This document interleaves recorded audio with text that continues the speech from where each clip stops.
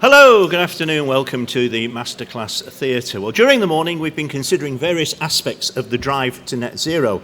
And in this next session we'll be continuing that theme as we examine the challenges, the work involved in launching an electric depot.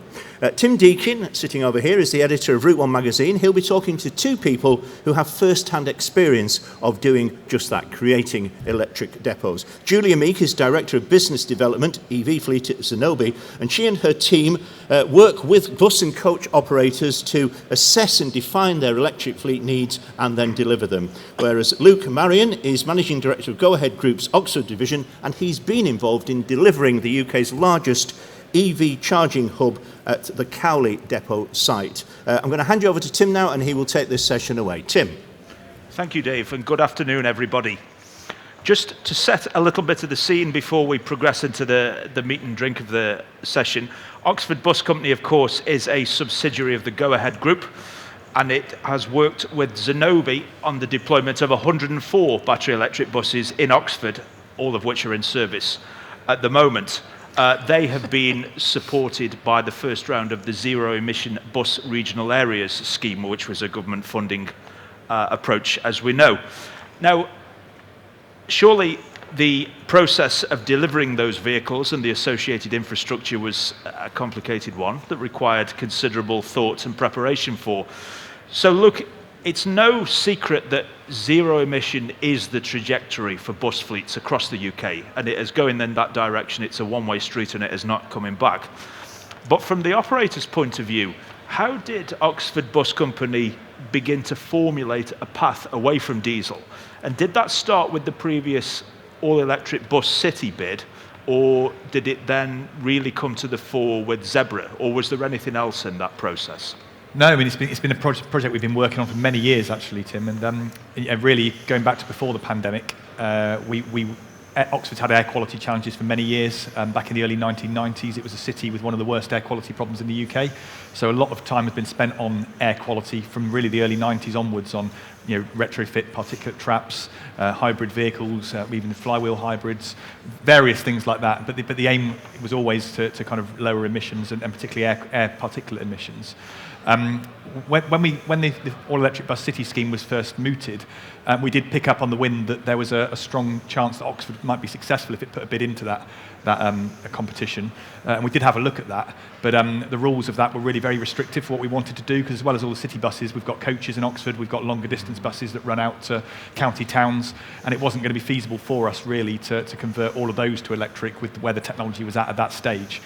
So we did a bit of work actually with kind of lobbying the government and talking to the DFT about, well, we would be prepared to put a bid in for electric funding and a big project as well, but it would need to be on the terms that we could define that would fit best for the local area, rather than having to convert every single bus to zero emission, because that would have been too much of an efficiency penalty really. So that was where we kind of started back in maybe 2019, I'd have said.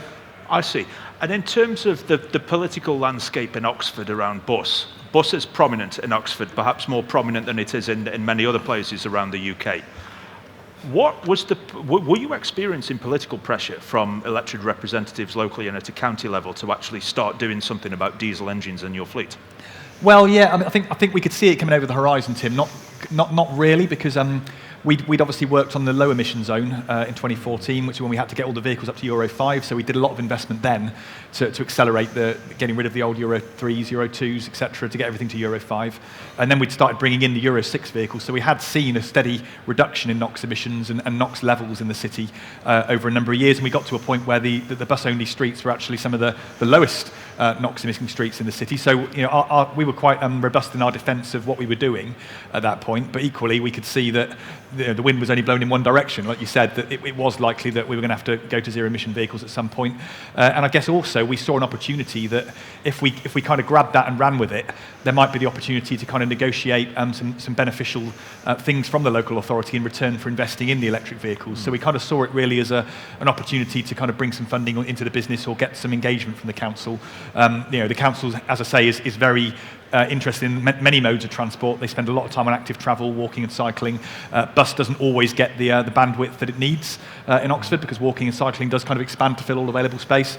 So really, it was trying to get bus on the agenda and get people excited about bus and talking about bus. Yeah, of course. And in terms of electrifying on whether it's a large scale or a small scale, collaboration between parties is really important to that. Can you give us an idea perhaps of the extent of the collaboration between Oxford Bus Company and Zenobē? And actually, do you think such a large project as this that we've seen in Oxford, is that achievable without a super deep level of collaboration between all of those involved? No, I don't think it is, Tim. I think the project really, we've learnt an awful lot, and I guess we came into it, we know a lot about bus operation and where we run the buses and how we run them, but certainly the electrification was a big learning curve for us, and we realised quite early on that we needed to work with somebody who knew what they were doing to help us in that endeavour. And I guess it was with Zenobē, it's a real partnership, because with government funding, you do have to do the tenders, you do have to demonstrate that you've got value for money and all of that, so it was always going to involve having to do a tender process. But Zenobē worked with us quite extensively before we even got to that tender process, and before we even put the business case in, actually, looking at the depot that we had, the layout, giving us some indicative designs of what we might be able to do, really optioneering with us, really, of what was the art of the possible was in the depot. And they did all of that free of charge. They spent a lot of time coming round, putting designs together, giving us that free consultancy, if you like, as to where we would go. And actually that meant that in the end, when we did put the tender together, we put a lot of Zenobē's ideas into it, which meant that they were well placed actually to bid for that tender and eventually win it. So that was really good.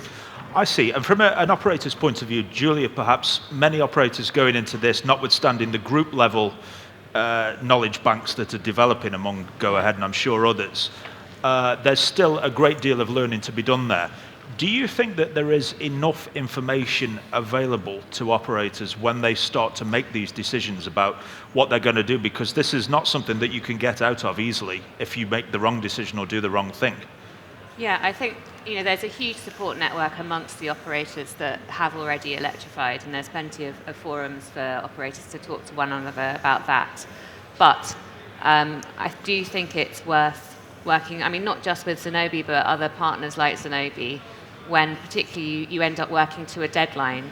You know that up until now, most electrification has been driven by funding, and that funding needs to be deployed within a certain timeline. And so you need to get quite a lot of things right within quite a short period of time.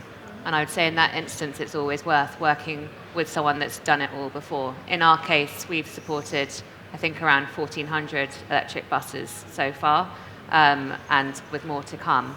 So it's just really worth being able to tap into those experiences, the things that we've got wrong as well as the things that we've got right.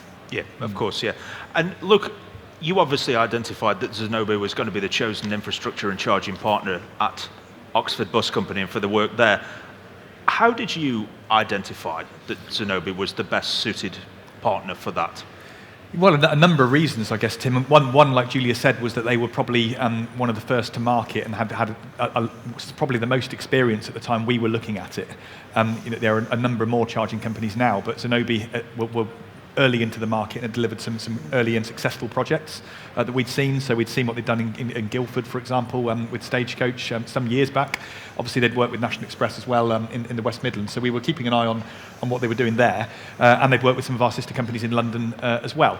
So that was one way. But really, when there was talk of government funding being available in a big project, we had lots of people batting our door down, wanting to talk to us about electrification and what they could do for us and how they could bring lots of benefits to the business.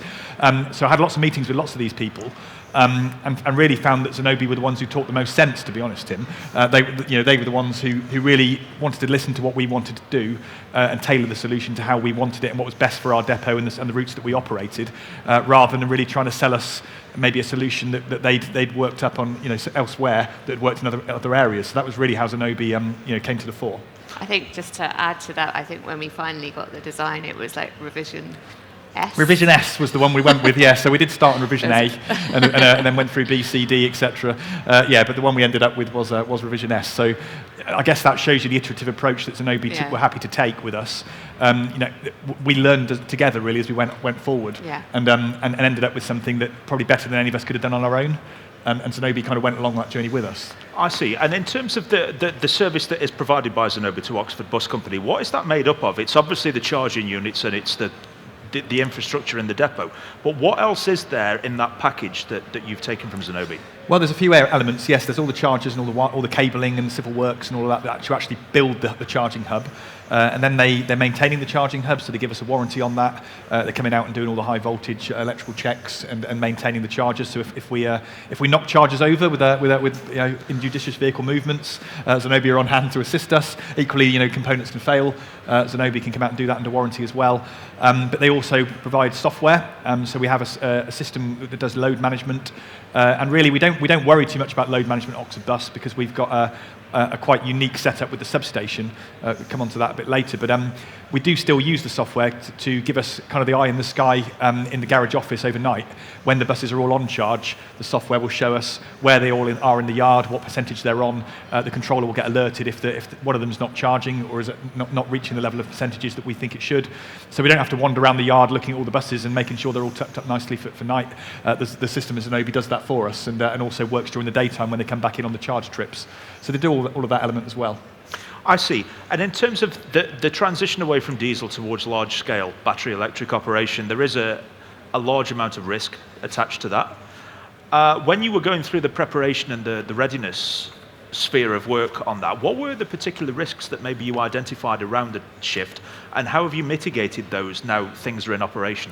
Yeah, I mean, the big one, Tim, was really about batteries because we know a lot about engines, we know a lot about gearboxes. We've run these diesel vehicles for many years, and we got a good idea of how long the components last and therefore what warranties we need on those. With electric buses, we've obviously got batteries, we've got electric motors, HVAC systems, all of that stuff. And really that was an area we were quite cautious about because you know what it's like when you buy a new bus or coach. The manufacturer always tells you the vehicle's going to be fantastic, it's going to last forever, never going to be any problems. But in reality, there will be some problems and components will wear out and you will need to buy replacement items. And the one that we really worried about was the batteries, just because of how expensive the battery packs are. We were looking at probably 120 grand for a new battery pack. And because we were with Zebra, you're almost in this feast or famine where you're buying all your vehicles on one day and then buying nothing for a period of time. We were ending up buying over 100 buses on one day that would all be delivered around the same period of time, and potentially all those batteries might fail on the same day in so many years' time. So I wasn't really too keen on going to Mr. Go-Ahead Group and saying, terribly sorry guys, this month we haven't made any money because we spent 15 million quid replacing all the batteries on the vehicles. Don't worry, they're all now going to be great. So the battery risk really was one that we had no idea, A, how long the batteries would last, B, what they would cost at the time we needed to replace them, and I guess C, how battery chemistry was going to evolve over time as well. So Zenobē was really, really innovative on that because they have a business that has use for second life batteries. They work on music festivals, construction sites, things where you don't need the energy density and power to weight ratio that we need in a bus. But the battery still has life that can be used on those other applications. We as a bus operator, we don't have any of those uses. So when we're taking the batteries off the bus, quite often we'll be putting them in a bin. And that's not great for the environment. It's not great for our finances either. So Zenobē have actually ended up buying all the batteries off of us. So we've bought the buses, we've sold all the batteries to Zenobē.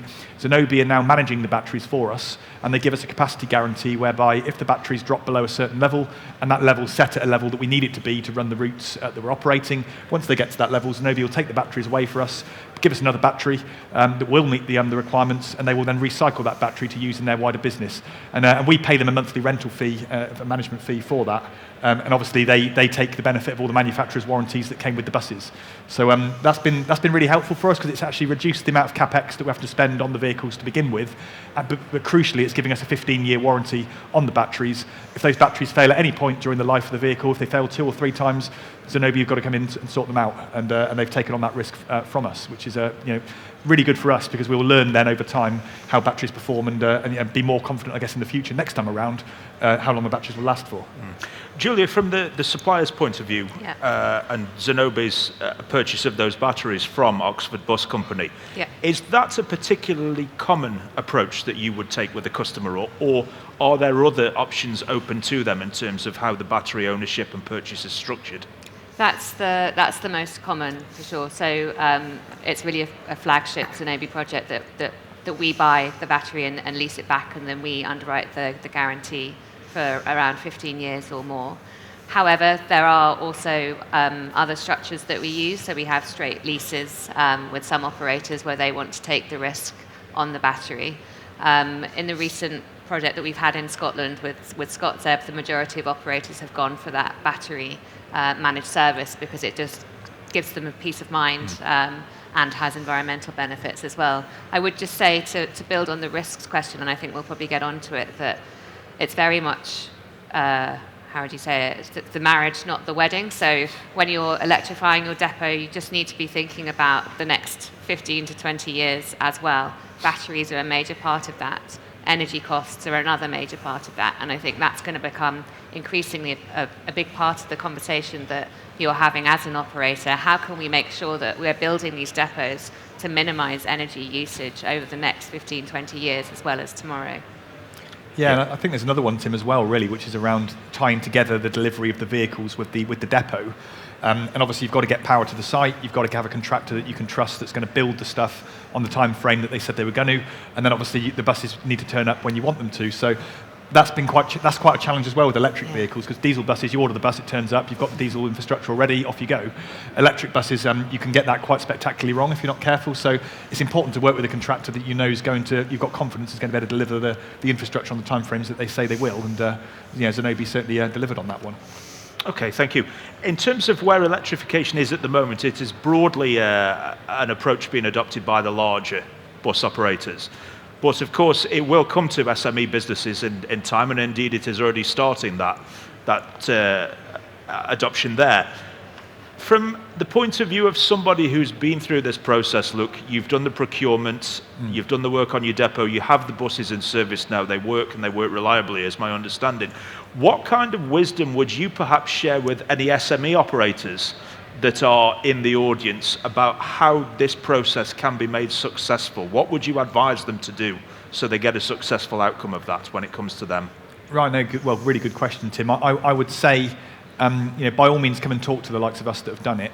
I mean, from a big group point of view, I guess we have the luxury of saying we only want to dig the depot up once, and we're going to put all the infrastructure in that we're probably ever going to need in the depot and try and do it all in one go. Obviously, as an SME, it's going to be a lot more challenging to do that, but I would say there are things you can do to future-proof when you are putting the infrastructure in. You can think about the size of the transformers you buy, the size of the substation you have, and also how you duct all the civil works that you put in. So if you do want to do, say, 8 charges today and another 10 in the future, you can make it easier for yourself to come back and do that. And talk, by all means, talk to the Zenobēs and people who've got the experience of doing that to make that work. And I guess, by all means, come and speak to people like us that have done it, and because we will be able to help you a little bit, I guess, with what components you want to be putting warranties on and the art of the possible that's available. I never really dreamed of 15-year warranties on bus components. When I was doing diesel vehicles, you were talking about three-year warranties being a good thing, weren't you? And back in the day, so there really is a shift, really, I guess, in what's available from the manufacturers as well. So don't be afraid to kind of chance your arm, I guess, on that, and try and push for covering off as much risk as you can on all those major components. But come and talk to the people who've done it, I guess, and we'll be more than happy to try and help you. That's good to hear. Obviously, a lot of changes come into the bus industry already, and more changes going to come when we see the Better Buses bill in England. There's separate work ongoing in Scotland and Wales as well. Electrification of vehicles is one change, but if they're sitting in the same traffic jams all day as a diesel bus would, it isn't actually doing a huge amount for the passenger experience of those vehicles if they're crawling along all day. So how does the move away from diesel and towards zero emission sit alongside other work, whether that's through partnership with local authorities or it's mandated ultimately, potentially through the Better Buses bill? How does this sit as an ecosystem ultimately for the future of the bus industry? I know that's an overarching question, but if you've any thoughts on that, look, we'd be delighted to hear. Yeah, no, absolutely do, Tim. I think for us, coming back to what I said earlier about trying to get some interest and excitement from the local authority, we saw electric buses was a really good opportunity to do that and to get some commitments from the council, really. And really, the move to enhanced partnerships, I think, gives an excellent opportunity for that, because you can kind of move some of these warm words that you might get from the council or kind of woolly commitments. You can kind of firm them up a bit and make them legally binding and enforceable. So what we done in Oxford was we used exactly the argument you just said, really, Tim, was that it's no point buying a £500,000 electric bus sitting in the same traffic as a diesel bus and expecting it to move the needle. It's not going to happen. What we'll be doing is an expensive vanity project if you do that, and that's not really. It's great for the cyclists because they won't be breathing in as many fumes, but it won't be so good for bus passengers or modal shift or the environment really. So because we'll be throwing away a lot of decent vehicles that have still got life left in them as well.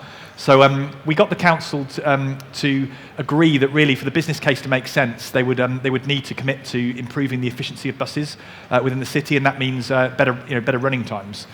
So in our enhanced partnership, we have a commitment that the council will achieve a 10% improvement in bus running times by the end of 2025 against the 2019 baseline.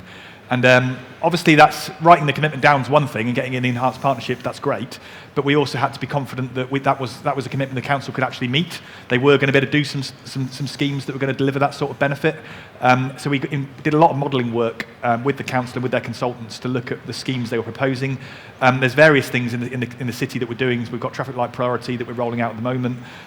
We've also got a traffic filters scheme, which has been quite controversial, but it involves extra bus gates being put in around Oxford City, so another 6 bus gates at various points in the city, and then a permit scheme associated with that for local residents to allow them to drive through the bus gates a limited number of times. So we'll almost have like a premium bus gates, which are the ones we've got at the moment that no one can drive through, and then there'll almost be like a buy it bus gates, which will be ones that you can drive through a limited number of times if you're a local resident or a carer or somebody with a blue badge, etc. You will have exemptions, but equally the idea is that will reduce traffic flow to a level where we can see that 10% improvement. Now, lockdown actually was really, really helpful for us in that, because it allowed us to demonstrate that when traffic levels dropped by 20-30%, this was the sort of improvement that we could see in bus running times. What did that translate to in terms of speeds that we could operate on the network? And we could point out that this was achievable. And really, we were only wanting the running speeds to go back to maybe what they were in 2012, that sort of time. We weren't asking for splitting the atom kind of levels of improvement. So we've got that in our enhanced partnership. That's work in progress, because obviously we've got anyone who's been to Oxford recently will see there's a big building work going on at the station, a road closure that's been in place for some time. So the traffic filter scheme has been delayed from when we hoped it was going to be implemented, but that's a legally binding commitment that's still there. Obviously, enforcing that commitment does involve pressing the nuclear button and taking legal action against the council. So not something we want to do lightly, but obviously we have spent 30 million quid of funds on the electric bus project, and as far as we're concerned, we've done all the things we said we were going to do.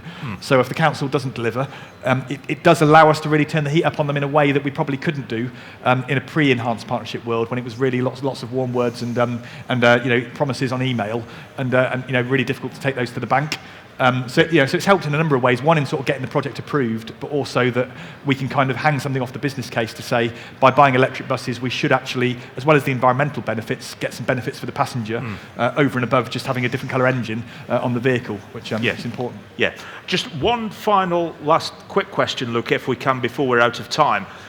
Obviously, we've spoken a lot about vehicles, infrastructure and that, but there's a big change in hand for staff when you go from diesel to electric, whether it's driving staff or engineering staff. How have your employees taken to this transition away from diesel and towards electric? Yeah, no, absolutely a big change, Tim, and certainly engineering was a really big one. We basically worked out that really you had a choice to make on engineering with the electric vehicles, because we're placing so many vehicles on the same day, and of a different type of vehicle as well. We had to take the view of, do we try and upskill the guys that we've got, or do we try and make loads of them redundant, basically, and run with less engineers?